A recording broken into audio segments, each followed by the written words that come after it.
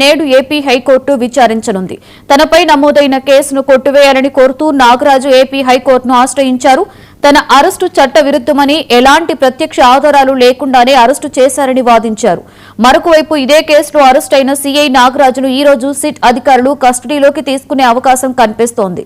ఈ పరిణామాల నేపథ్యంలో కేసు దర్యాప్తు మరింత వేగం పుంజుకున్నట్లు తెలుస్తోంది.